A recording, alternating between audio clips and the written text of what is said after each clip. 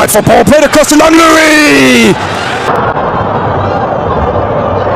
لاعبين عازمين، الكل عازم باش اننا نديروا مقابله كبيره ان شاء الله الرحمن الرحيم، وباش ندوزو ان شاء الله للفينال ان شاء الله.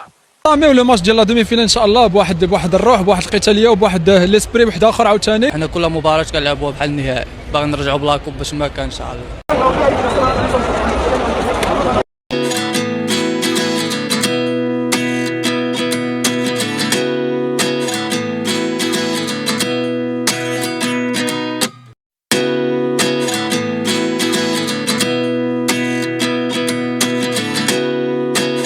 المنتخب المغربي يواجه السنغال في نصف نهائي كأس إفريقيا للاعبين المحليين، وهذا موعد وتوقيت المباراة المنتظرة. ولاعبو المنتخب المغربي جاهزون لمواجهة السنغال وعازمون على التتويج باللقب القاري. وطارق السكتيوي يعيد الجماهير المغربية بالتتويج بلقب الشان. لكن قبل التفاصيل لا تنسوا الاشتراك في القناة والضغط على زر الإعجاب ليصلكم كل جديد. بالنسبه للمغاربه كنطلب منهم يديروا معنا ويكون غير خير ان شاء الله. ينتظر عشاق كرة القدم الإفريقية المربع الذهبي من بطولة كأس إفريقيا للمحليين 2025، حيث يصطدم المنتخب المغربي بنظيره السنغالي في قمة مرتقبة تحمل طابع الإثارة والتشويق، وتجمع بين بطلين سابقين أثبتا قوتهما على مدار البطولة التي تستضيفها كل من كينيا وتنزانيا وأوغندا. وتأهل المنتخب المغربي إلى النصف النهائي بعد تقديمه مباراة كبيرة أمام تنزانيا، الذي لعب أمام جماهيره الغفيرة على ملعب بنجامين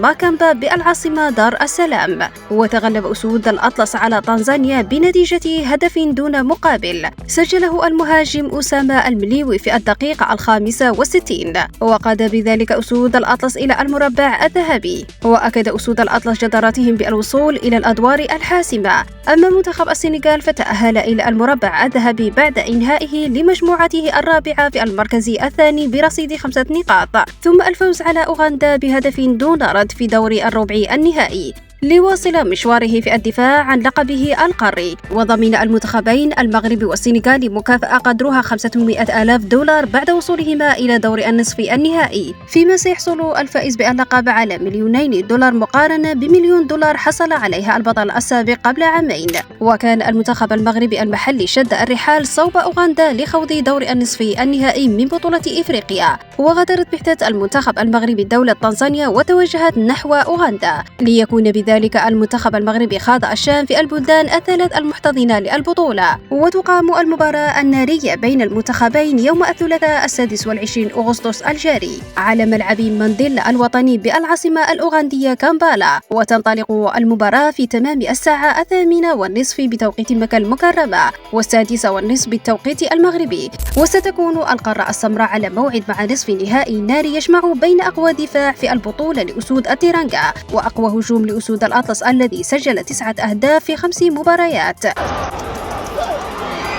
وعبر لاعبو المنتخب المغربي عن عزمهم للمضي قدما في البطولة، وأكدوا أن هدفهم وحلمهم هو التتويج باللقب القاري الثالث. وكنتبعوا التعليمات تاع المدرب اللي تعطينا باش نطبقوها ان شاء الله غدا في الملعب ان شاء الله وتكون نتيجه ايجابيه. الان مازال ما حققناش داكشي اللي جينا على قبله، هو ناخذوا اللقب. خاصنا نفكروا في المقابله الجايه ان شاء الله باش نحاول نحسموا التاهل في اقرب وقت ممكن. اللي تكون مزيانه باش خلينا نطاميو لو ماتش ديال لا دومي فينال ان شاء الله بواحد الروح، بواحد القتاليه، وبواحد ليسبري واحد اخر عاوتاني. والحمد لله على هذا الفوز هذا، وحنا كل مباراه كنلعبوها بحال النهائي، باغي نرجعوا بلاكوب باش ما كان ان شاء الله.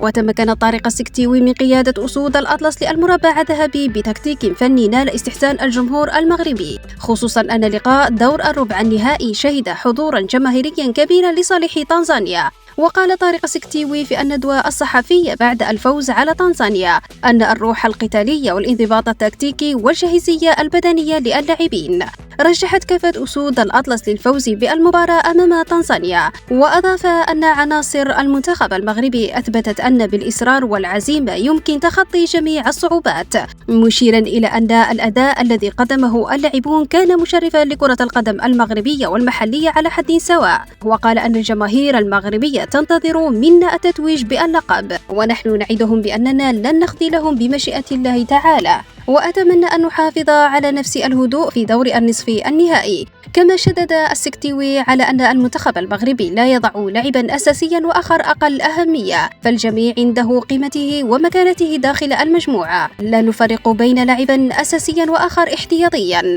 ومن جهته أكد مدرب منتخب السنغال سليمان ديالو أنه أعد خطة لعب خاصة لمواجهة المنتخب المغربي في نصف النهائي. وقال مدرب أسود التيرانغا أنه بدأ بالفعل بتحضير لدور النصف النهائي بعد مشاهدة مباريات المنتخب المغربي، وقال هدفنا هو مواصلة التحسن مع كل مباراة.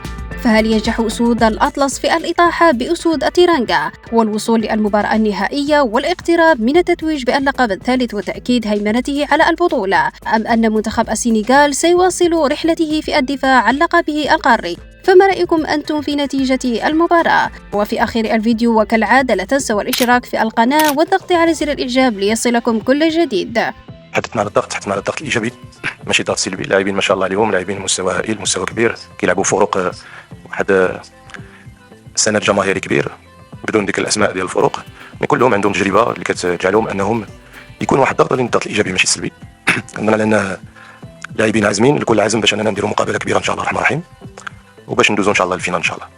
الحقيقه احنا منذ البدايه وحنا كنمروا بصعوبات، لكن الحمد لله كنقدروا اننا نتخطاوها بواحد العزيمه كبيره، بواحد الحب كبير لتمثيل كرة القدم الوطنية أحسن تمثيل. ان شاء الله كل العزم ان شاء الله باش اننا ننتصروا غدا ان شاء الله الرحمن الرحيم في المحطة اللي جاية. ما كانش عندنا الحظ اننا نلعبوا بالقوة ديالنا كاملة، ولكن الحمد لله هذا عاوتاني الهدف ديال انها باش كتكون عندك مجموعة وكتبدا من الاول تاكد على الروح ديال المجموعة وعلى الكل بانه مهم، وبان المجموعة يباس افون الافراد. دائما كيف ما سبق لي وذكرت، دائما الافراد يعني الفرد يمكن له يربح مقابلة، يمكن له يربح بجوج، يمكن له يربح ثلاثة، ما عمره يعطيك لقب كتعطيه لك المجموعة. فالحمد لله اكدنا من دائما على هذه النقطة هذه، وكنعرفوا بان خلال واحد لا كومبيتيسيون ما عمرك ديما كتلقى شنو كتمنى ولا شنو كتبغي، اذا كاين دائما صعاب وكيخصك تكون مجهز لها وتكون مجهز لي بلون ديالها والحلول ديالها. يعني عندنا من اليوم من الان حتى لغدا ان شاء الله باش اننا نفكروا في احسن حلول ممكنه يمكن نظهروا بها غدا ان شاء الله من اجل الظفر بنتيجه الفوز ان شاء الله. بالنسبه للمغاربه كنطلب منهم يدعوا معنا ويكون خير ان شاء الله.